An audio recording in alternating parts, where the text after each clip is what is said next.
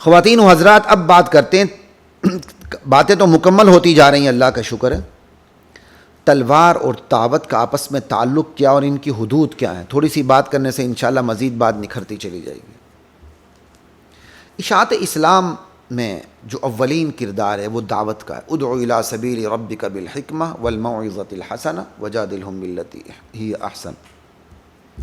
اشاعت اسلام میں اولین کردار کے روپ میں جو چیز آتی ہے، اولین جو کردار ہے وہ دعوت کا ہے۔ البتہ ہاں، دعوت اسلام میں جب رکاوٹیں کھڑی کر دی جاتی ہیں تو پھر ایسے میں ان رکاوٹوں کو ختم کرنے کے لیے تلوار نیام سے نکل آتی ہے۔ تلوار آ کر سب سے پہلے اس تسلط کا خاتمہ کرتی ہے جس کی بنیاد پر دعوت اسلام میں رکاوٹیں کھڑی کر دی جاتی ہیں۔ تو بھائی، دعوت اسلام میں کیا رکاوٹیں کھڑی ہوتی ہیں؟ ذرا سن لیجئے۔ ان رکاوٹوں کو اس اسلوب سے اگر میں بیان کروں گا نا تو تلوار کی افادیت آپ کے سامنے آ جائے گی، اور انشاءاللہ کیا کہتے ہیں، تھوڑی بات میں انشاءاللہ زیادہ بات سمجھ میں آ جائے گی۔ تلوار کام کیا کرتی ہے؟ دراصل تلوار تسلط کا خاتمہ کرتی ہے، جس کی بنیاد پر اس تسلط کا خاتمہ کرتی ہے، جس تسلط کی بنیاد پر اس غلبے کا خاتمہ کرتی ہے جس غلبے کی بنیاد پر دعوت اسلام کے لیے رکاوٹیں کھڑی کر دی جاتی ہیں۔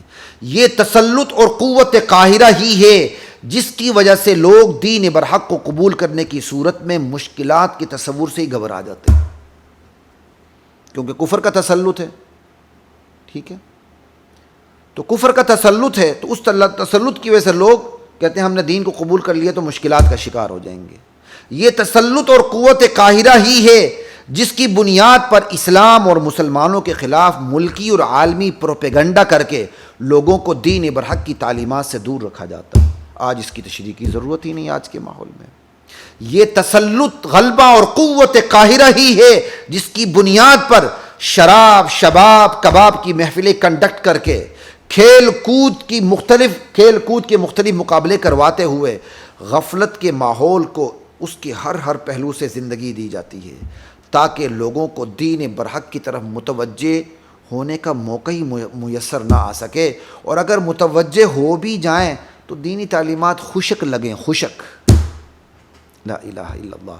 یہ تسلط اور قوت قاہرہ ہی ہے جس کی بنیاد پر چھانی لگا کر اقتدار تک پہنچنے والے تمام راستوں سے اسلام اور اہل اسلام کو نکال کر دیوار سے لگا دیا جاتا ہے۔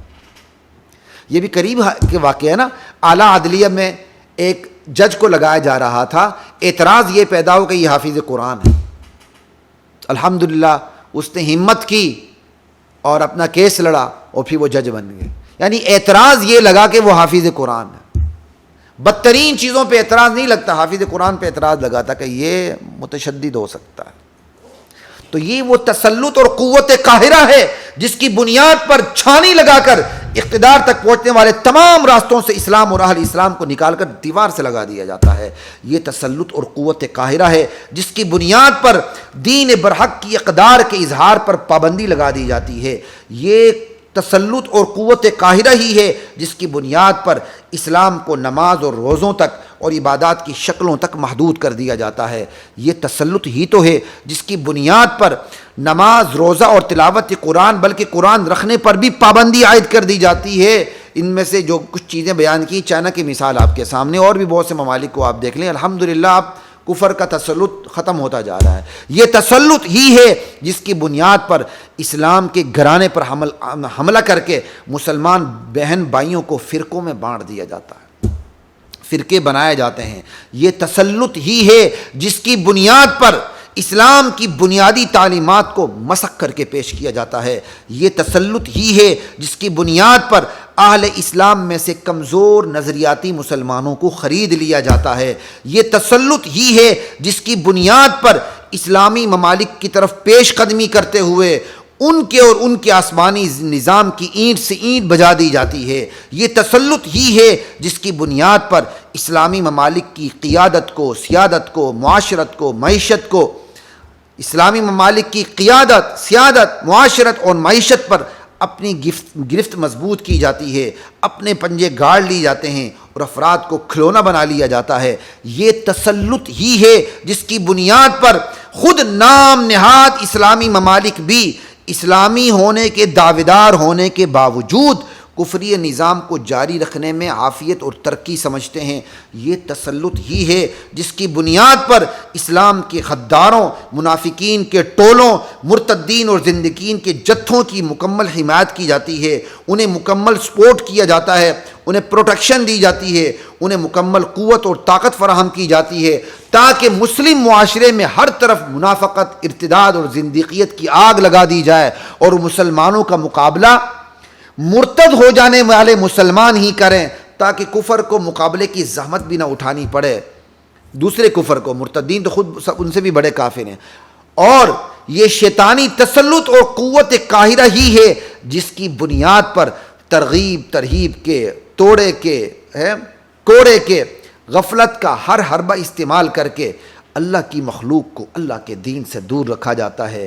ایسے میں اللہ کی تلوار، اللہ کے نبی کی تلوار بے نیام ہو کر دجالی تسلط کے ان تمام تر مظاہر کا خاتمہ کرتے ہوئے، راستے کے کانٹوں کو چنتے ہوئے، ہائی رکاوٹوں کو دور کرتے ہوئے، غبار آلود فضا کو صاف کرتے ہوئے، غفلت کے ماحول کو افہام و تفہیم کے ماحول سے بدلتے ہوئے، غیر مسلموں کو ان کے اپنے مذاہب پر زندگی گزارنے کا مکمل پرامن موقع فراہم کرتے ہوئے، اسلام کا حلف اٹھانے والوں کو حلف کی پاسداری پر مجبور کرتے ہوئے، اور اسلام کے پرنور چہرے سے گرد و غبار کو صاف کرتے ہوئے، اس پر پڑے دبیس حجابات کو ختم کرتے ہوئے، داعیان الی اللہ کو میدان میں اتارتے ہوئے، دعوت حق کو پیش کرتے ہوئے، لا الہ الا اللہ، اور اللہ کے کنبے کو اسلام سمجھنے کا مکمل موقع فراہم کرتی ہے۔ لا الہ الا اللہ۔ جب اللہ کی تلوار، اللہ کے نبی کی تلوار یہ موقع فراہم کرتی ہے تو پھر تاریخ خود کو دہرانے لگتی ہے۔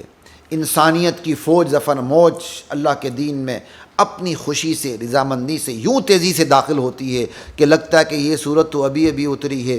اذا جاء نصر اللہ والفتح ورأیت الناس يدخلون فی دین اللہ افواجا، جب اللہ کی مدد آ پہنچی، فتح مل گئی، اور آپ نے لوگوں کو دیکھ لیا کہ کیسے فوج در فوج، موج در موج، اللہ اکبر، اسلام میں داخل ہوتے جا رہے ہیں۔ برادران اسلام، یہ ہیں تلوار کی برکات، یہ ہیں تلوار کی حدود، یہ ہیں دعوت کی برکات، یہ ہیں دعوت کی حدود، اللہ اکبر۔ یہ ہے دعوت و تلوار کا باہم تعلق، بالکل دو خونی بھائیوں کا تعلق جو مل کر باہم متحد ہو کر اپنی اپنی حدود میں اپنی اپنی ذمہ داریوں کو نبھاتے ہوئے اللہ کی دھرتی پر اللہ کے دین کے غلبے کا بنیادی سبب بنتے ہیں۔ دونوں میں سے کسی ایک کردار کی نفی خود اسلام کی نفی ہے، بلکہ اسلام سے دشمنی ہے۔ نہ دعوت کی کردار کی آپ نفی کر سکتے ہیں، نہ تلوار کے کردار کی آپ نفی کر سکتے ہیں۔ خواتین و حضرات، انڈونیشیا وغیرہ کو سامنے رکھ کر مثالیں پیش کی جاتی ہیں، دیکھیں جی فلاں علاقے میں، فلاں ملک میں تلوار کے بغیر اسلام، فلاں اسلام پھیلا، تلوار کے بغیر اسلام کا مرکز بنا۔ یہ نہ کہا جائے۔ جن علاقوں میں تلوار نہیں چلی ان پر بھی دراصل تلوار کے زور پر نافذ ہونے والی اسلامی تہذیب ہی کا اثر تھا۔ یہ دور دراز کے جو علاقے اسلام کی غالب تہذیب کے آگے ہی سرنڈر ہوئے تھے، جیسے آج ہم مشرق میں بیٹھ کر مغرب کی تہذیب کے سامنے سرنڈر ہو جاتے ہیں۔ مغرب ننگی پینٹ پہنتا ہے، پھٹی ہوئی پینٹ پہنتا ہے، تو ہم یہاں ننگی پینٹ پہن لیتے ہیں، پھٹی ہوئی پینٹ پہن لیتے ہیں۔ ہم مشرق میں بیٹھے ہوئے مغرب سے مرعوب ہوتے ہیں۔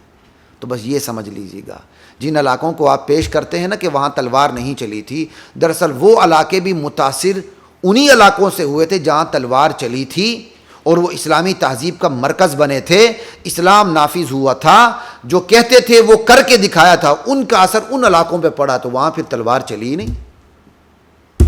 سمجھ آئی بات کی؟ ایک اور دوسری بات، جن علاقوں میں تلوار نہیں چلی ان علاقوں کو پیش کر کے تلوار کی نفی کیسے کی جا سکتی ہے؟ اسلام نے کب کہا ہے کہ ہر جگہ تلوار ہی چلے گی؟ بھائی تلوار کی اپنی حدود ہیں، رکاوٹ پیدا ہوتی تو تلوار چلتی ہے، رکاوٹ پیدا نہیں ہوتی تو تلوار نہیں چلتی۔ تو یہ کون سی بات ہو گئی کہ چند علاقوں کو پیش کر کے کہتے ہیں کہ جی وہاں تلوار نہیں چلی؟ بھائی اچھی بات ہے نا، تلوار نہیں چلی، اسلام نے ضرور تلوار اٹھانی ہے۔ اسلام وہاں تلوار اٹھاتا ہے جہاں ضرورت ہوتی ہے، اور جہاں ضرورت نہ ہو وہاں اسلام تلوار نہیں اٹھاتا۔ پھر وہ ایسے علاقوں کو پیش کر کے کہتے ہیں جی اب صرف اسلام تلوار سے نہیں پھیلے گا، اخلاق و کردار سے پھیلے گا۔ نبی علیہ السلام کے وقت سے بھی کوئی نازک وقت تھا، نبی علیہ السلام سے بڑھ کر بھی کوئی حکیم ذات تھی مخلوق میں، نبی علیہ السلام کو تو تلوار اٹھانی پڑے، لیکن اب ہمیں قیامت تک تلوار نہیں اٹھانی پڑے گی۔ ایسی سوچنے والوں کی ذہن پہ اللہ کی لعنت ہی پڑے گی، اور کیا ہوگا بھائی؟ خدا کا خوف کریں۔ تلوار کا مطلب یہ نہیں کہ ہر جگہ تلوار چلے، جہاں تلوار کی ضرورت ہے وہاں چلے گی، جہاں نہیں ہے وہاں نہیں چلے گی، ٹھیک ہے۔ اور تیسری بات، اسلام سے مراد آپ کیا سمجھتے ہیں؟ صرف نماز پڑھنے کا نام اسلام ہے؟ اسلام جائے نماز سے جائے اقتدار تک لامحدود ہے۔ اسلام کا مطلب یہ ہے کہ اسلام اپنی مکمل روح کے ساتھ اور اپنے مکمل احکامات کے ساتھ دھرتی پر لاگو ہو۔ جزا میں بھی اسلام نظر آئے، سزا میں بھی اسلام نظر آئے، لا الہ الا اللہ۔ اور جہاں زندقین، مرتدین اور منکرین زکوٰۃ موجود ہوں وہاں اسی طرح ان کی سرکوبی ہو، جس طرح ریاست مدینہ میں ابو بکر صدیق رضی اللہ تعالیٰ عنہ کی صداقت اور صدیقیت نے کر دکھایا۔ ایمانداری سے سینے پہ ہاتھ رکھ کے بتائیے اور بولیے، اسلام کا نفاذ تلوار کے زور کے، کیا ایسے اسلام کا نفاذ تلوار کے زور کے بغیر ممکن ہے کہ جہاں جزا بھی ملے، پوری سزا بھی ملے؟ جہاں ریاست مدینہ میں جس طرح ابوبکر صدیق نے منکرین زکوٰۃ اور مرتدین کے خلاف جہاد کیا تھا، سرکوبی کی تھی، ایسے بھی ہو۔ آپ کو دنیا میں ایک کونا بھی نہیں ملے گا۔ ملائیشیا، انڈونیشیا میں کیا مملکت کی سطح پر اسلام نافذ ہے؟ کیا عجیب باتیں کرتے ہیں آپ لوگ۔ ہم نے صرف نماز روزے کو اسلام سمجھ کے کہتے ہیں اسلام تلوار کے بغیر پھیلا، لا الہ الا اللہ۔ آج افغانستان میں ہمارے بھائیوں نے، طالبان نے جو کر کے دکھایا وہ راون کی دعوت سے ممکن نہیں تھا، لیکن اس سے راون کی دعوت کی نفی نہیں ہوتی۔ راون کی دعوت کی اپنی حدود ہیں، افغانستان کی تلوار کی اپنی حدود ہیں۔ دونوں بہن بھائی ہیں، دونوں ایک ہی کام کر رہے ہیں، اعلاء کلمت اللہ کا، اللہ کے کلمے کی سربلندی کا۔ اس لیے دعوت کے کام کو دکھا کے تلوار کی نفی نہ کریں، اور تلوار کے کام کو دکھا کے دعوت کی نفی نہ کریں۔ تلوار کیا کرتی ہے؟ تلوار گن کو صاف کرتی ہے۔ دعوت کے راستے میں جتنی رکاوٹیں ہوتی ہیں سب کو صاف کر کے دعوت کو دعوت دیتی ہے، اب آؤ اپنا کام کرو۔ یہ ہے تلوار، لا الہ الا اللہ۔ کسی بھی نظام کو تلوار کی طاقت سے نافذ کرنا ایک اٹل حقیقت ہے، سن لیں، صرف اسلام نہیں، کسی بھی نظام کو تلوار کی طاقت سے نافذ کرنا ایک اٹل حقیقت ہے، لا الہ الا اللہ۔ اس حقیقت سے عملی طور پر آج کے کفر کو بھی انکار نہیں کہ آج کی دنیا مذاہب کا انکار کرتے ہوئے، انسان کے لیے قانون سازی کا حق صرف انسان کو دیتے ہوئے، اور انسانوں کے لیے خدائی نظام سے متصادم انسانی نظام کی تشکیل کرتے ہوئے، تلوار کے زور پر پوری دنیا میں اس کے نافذ کرنے پر نہیں تلی ہوئی۔ جہاں جہاں اس کا بس چلا، بندوق کے زور پر یا گاجر مولی کے زور پر، اس نے انسانی شیطانی نظام کو نافذ کر کے دکھایا، اور ابھی بھی اسی سفر پر ہے۔ خود ساختہ انسانی نظام کو نافذ کرنے کے لیے اس نے پوری دنیا کے امن کو داؤ پہ لگا دیا، اور جو اس نظام سے بغاوت کرتا ہے یا انکار کرتا ہے اسے پہلے پیار سے سمجھایا جاتا ہے، پھر جو نہ مانے سفارتی پابندیاں لگا دی جاتی ہیں، پھر اقتصادی پابندیاں لگائی جاتی ہیں، پھر آخر آئسولیٹ کر کے پوری دنیا سے اس کو تنہا کر کے تمام شیطانی ممالک متحد ہو کر اس کی اینٹ سے اینٹ بجا دی جاتی ہے۔ حاصل کلام یہ ہے کہ نفاذ کا لفظ ہی اپنی فطرت میں قوت، طاقت اور تلوار کا تقاضا کرتا ہے۔ لا انفورسمنٹ کے لیے فورس ضروری ہوتی ہے، نفاذ کے لیے قوت ضروری ہوتی ہے۔ یہ جو بدبخت ہے انسانی نظام والے، یہ تو خدائی نظام سے ٹکر لے کر نہ صرف انسانی نظام کو تلوار کے زور پر نافذ کرتے ہیں بلکہ تلوار کے زور پر اسے قبول بھی کرواتے ہیں، جبکہ اسلام تو ایک ہی کام کرتا ہے، تلوار کے زور پر اسلام کو مملکت کی سطح پر نافذ کرتا ہے، بس تاکہ پوری مملکت کو اسلام کو سمجھنے کے موقع میسر آ چکے ہیں۔ قبولیت میں جبر سے کام نہیں لیتا بلکہ رضامندی کو شرط اولین قرار دیتا ہے، بس۔ تو قصے مختصر حضرات تو محترم خواتین و حضرات یہ ہے، قرآن و سنت کی نصوص، اسلام کا تصور جہاد، امر بالمعروف نہی عن المنکر کی حقیقت، انسانی طبائع، انسانی طبیعتیں، انسان کا مزاج، اسلام کا نزول، دنیا کا مزاج، اسلام کا نزول، اسلام کا قبول، اسلام کا نفاذ اور کسی بھی نظام کے نفاذ کے فطری تقاضے، یہ تمام حقائق اسلام کی ترویج، فروغ اور اس کی اشاعت میں تلوار کے کردار کو نہ صرف تسلیم کرتے ہیں بلکہ ضروری سمجھتے ہیں، فطرت انسانی کے عین مطابق قرار دیتے ہیں، اور تلوار کی ضرورت نہیں پڑے گی۔ جمہوریت یا اخلاق و کردار کے زور پر ہی اب اسلام نافذ ہوگا، ان دونوں کی نفی کرتے ہیں۔ اس لیے خدا کے لیے اسلام کی حقیقت کو سمجھتے ہوئے دشمنوں کی چالوں اور اس کے نظریاتی حربوں سے ہوشیار رہیں۔ اسلام اخلاق نہیں تلوار سے پھیلا بھی ان کا پروپیگنڈا ہے، اور جوابی بیانیہ اسلام تلوار نہیں اخلاق سے پھیلا بھی ان کی چال۔ ان دونوں چالوں سے اپنے آپ کو ہوشیار رکھیں۔ لا الہ الا اللہ۔ وہ ان چالوں کے ذریعے اہل اسلام کو نہتہ کرنا چاہتے ہیں، وَأَعِدُّوا لَهُم مَّا اسْتَطَعْتُم مِّن قُوَّةٍ، تیاری سے غافل کرنا چاہتے ہیں۔ لا الہ الا اللہ۔ اس لیے بالخصوص علماء کو احتیاط کرنی چاہیے، بیان کرتے ہوئے الفاظ کے چناؤ میں حد درجہ احتیاط کرنی چاہیے۔ بسا اوقات بعض عالم کہہ دیتے ہیں اسلام اخلاق و کردار سے پھیلا، تلوار کے زور سے نہیں۔ ان کا مطلب یہ ہوتا ہے کہ تلوار کے زور سے اسلام کو جبراً قبول نہیں کروایا گیا، لیکن الفاظ کے چناؤ میں جو تھوڑی سی کمی رہ جاتی ہے کہ تلوار کے زور سے نہیں پھیلا، اس سے بدنیت طبقہ غلط فائدہ اٹھاتا ہے۔ وہ کہتا دیکھ لیا جی، اخلاق اور تلوار میں تصادم ہے، اخلاق اور تلوار جمع نہیں ہو سکتے۔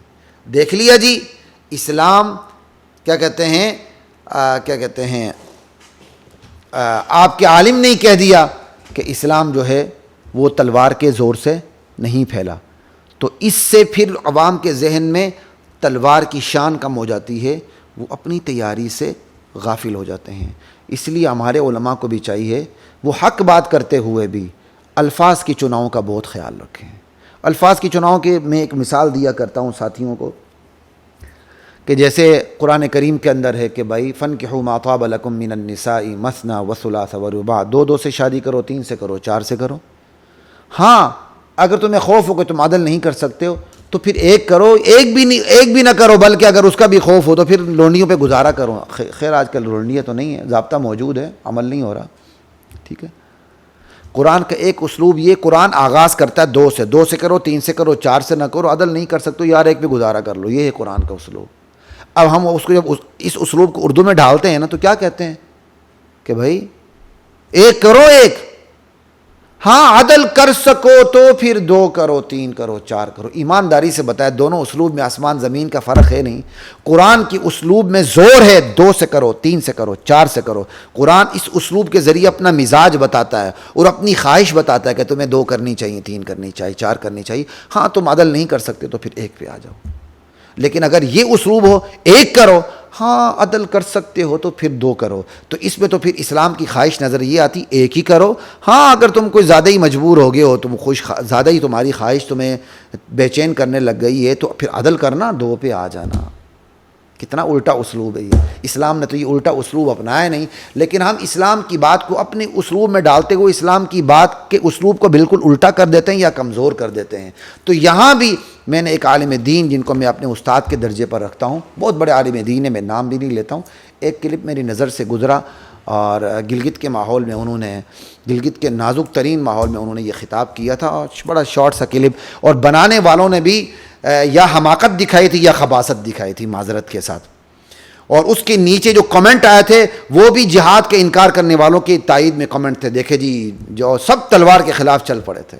اس وقت میں نے ضرورت محسوس کی تھی اس پہ، اگرچہ جو مولانا تھے انہوں نے بات کر دی تھی اسلام اخلاق و کردار سے پھیلا ہے اور تلوار سے نہیں، یعنی اسلام کو تلوار کی نوک پہ قبول نہیں کروایا گیا، وہ بات ٹھیک ہے، تلوار کی نوک پہ قبول نہیں کروایا گیا، لیکن یہاں اسلام کا پھیلنا اور اسلام کے نفاذ، اسلام کو قبول کرنا اور اسلام کا جو نفاذ ہے اس کو خلط ملط کر دیا گیا تھا۔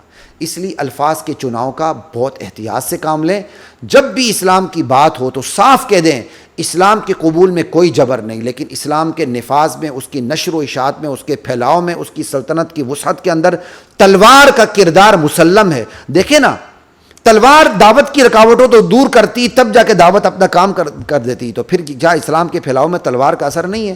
مسلم بادشاہان جو یہاں بر صغیر پاک و ہند تک پہنچے، تو یہ جتنے بھی بزرگ پہنچے ہیں بر صغیر پاک و ہند میں، بادشاہوں نے تلوار کے زور پر جب بر صغیر کو فتح کیا ہے، تب مسلم بزرگوں کو موقع ملا یہاں کہ وہ ہندوستان کے اندر تبلیغ کر سکیں.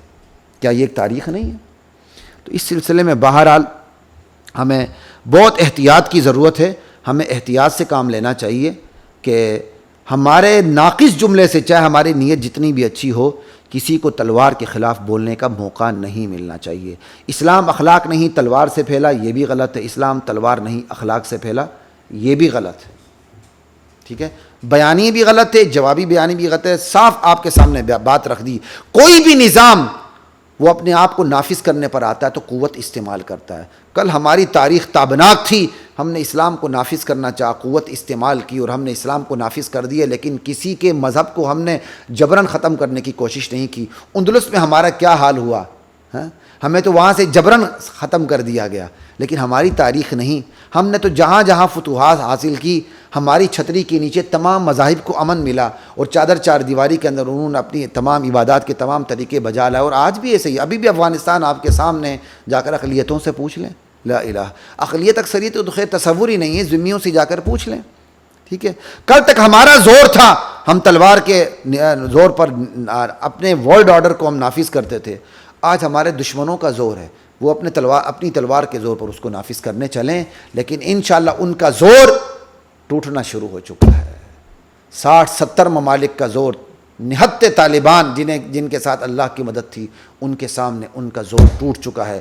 اسلام کی کرن طالبان کی شکل میں پھوٹ چکی ہیں. ابھی یہ ہلال ہے، طلوع ہوتا چاند ہے. انشاءاللہ خراسان کی یہ جماعت نبی کریم صلی اللہ علیہ وسلم کی حدیث کا مصداق بن کر اٹھے گی. یہ ہلال بدر کامل بنے گا اور پوری دنیا میں اسلام پھر سے نافذ ہوگا. تلوار کے زور پر، طاقت کے زور پر اسلام نافذ ہوگا، لیکن طاقت کے دور پر اسلام کو قبول نہیں کروایا جائے گا. یہی فرق ہے ہمارے نظام میں اور کفریہ نظام میں. کفر نے کیا کیا؟ خدائی نظام سے متصادم ایک نظام تشکیل دے دیا، انسانی نظام، اور یہ قاعدہ بنا لیا انسان پر حکومت صرف انسان کر سکتا ہے، کوئی اور نہیں کر سکتا. انسان کے لیے صرف انسانی نظام بنا سکتا، کوئی اور نہیں کر سکتا. انہوں نے اس انسانی نظام کو لیا اور جہاں جہاں تک انسان بستے ہیں وہاں تک انہوں نے ٹھان لی ہے کہ وہ انسانی نظام کو نافذ کر کے رہیں گے. بھلے اس کے سامنے اسلام آئے، عیسائیت آئے، یہودیت آئے، ہم اس کو ڈھاتے چلے جائیں گے. اس کے لیے وہ ہر حربہ استعمال کر رہے ہیں، NGOs سے لے کر، توڑے سے لے کر، کوڑے سے لے کر، عالمی مالیاتی اداروں سے لے کر، جہاں جہاں جو حربہ وہ استعمال کر سکتے ہیں وہ استعمال کرتے جا رہے ہیں. اور پھر وہ صرف مملکت کی سطح پر وہ انسانی نظام کو نافذ نہیں کرتے، بلکہ عوامی سطح پر جبراً اس کو قبول بھی کرواتے ہیں. اسلام تو یہ نہیں کرتا. اسلام صرف مملکت کی سطح پر تلوار کے زور پر اسلام کو نافذ کرتا ہے اور پھر کہتا ہے کہ اس اسلام کی چھتری کے تم نیچے رہو، اپنے مذہب پہ عمل کرو. اسلام کو تم بخوشی قبول کر سکتے ہو تو سو بسم اللہ، نہیں تو تمہیں مجبور نہیں کیا جائے گا. اور اسلام جو ہے مملکت کی سطح پر تلوار کے زور پر اسلام کو اس لیے نافذ کرتا ہے تاکہ لوگوں کو اسلام کو سمجھنے کے موقع ملے. کیونکہ جب تک تلوار اٹھ کر رکاوٹوں کو دور نہیں کرتی، کفر کے غلبے کو ختم نہیں کرتی، اور دعوت کی جو رکاوٹیں بالکل ختم نہیں ہو سکتی. کیونکہ کفر کو غلبہ ملتا ہے تو وہ دعوت میں ہر طرح کی رکاوٹیں کھڑی کر دیتا ہے. یہ آج کی فلمیں یا آپ کے ڈرامے یا آپ کا آج کے سوشل میڈیا کی جو ایکٹیویٹیز ہیں اور یہ میرا جسم میری مرضی، یہ سب کچھ دیکھ رہے ہیں، یہ دعوت کی رکاوٹیں ہیں. یہ دعوت کی رکاوٹیں محض دعوت سے ختم نہیں ہوں گی، بلکہ یہ دعوت کی رکاوٹیں تلوار سے ختم ہوتی ہیں. جب یہ تلوار سے ختم ہوں گی، مملکت کی سطح پر اسلام آئے گا، تو پھر یہ ساری رکاوٹیں ختم ہوں گی. پھر کہا جائے گا اسلام قبول کرنا ہے قبول کر لو، نہیں تو اپنے مذہب میں اپنی اقدار پہ عمل کرو، تمہیں کوئی بھی نہیں روکتا. بس اتنی ہی آپ سے بات کرنی ہے. انسانی نظام تلوار کے زور پر اپنے آپ کو نافذ بھی کرتا ہے اور قبول بھی کرواتا ہے. خدائی نظام تلوار کے زور پر صرف اپنے آپ کو نافذ کرتا ہے، قبول نہیں کرواتا. قبول کے لیے وہ کیا کہتے ہیں، انسان پر کی رضامندی پر چھوڑ دیتا ہے، کیونکہ یہی رضامندی انسان کے لیے امتحان ہے. اور دوسرا فرق یہ ہے، کل ہمارا زور تھا، ہمارا بس چلتا تھا، اور ہم نافذ کرنے چلے تھے اپنے ورلڈ آرڈر کو، اور ہم نے کر کے بھی دکھایا سینکڑوں سال تک. آج ان کا زور ہے، وہ نافذ کرتے رہیں، لیکن خوشخبری یہی ہے اب ان کا زور ٹوٹتا جا رہا ہے، اور طالبان امید کی کرن بن کر، طالبان امید کی کرن بن کر ان کا سورج طلوع ہو چکا ہے. انشاءاللہ یہ سورج طلوع ہوتا چلا جائے گا، یہ ہلال بدر کامل بنتا چلا جائے گا، اور ہمارے لیے اسلام پہ عمل کرنا مزید آسان ہوتا چلا جائے گا. اب بات ختم ہو گئی، میں بھی تھک چکا ہوں، اجازت دیجیے، پھر آپ سے ضرور ملاقات ہوگی. السلام علیکم ورحمۃ اللہ وبرکاتہ.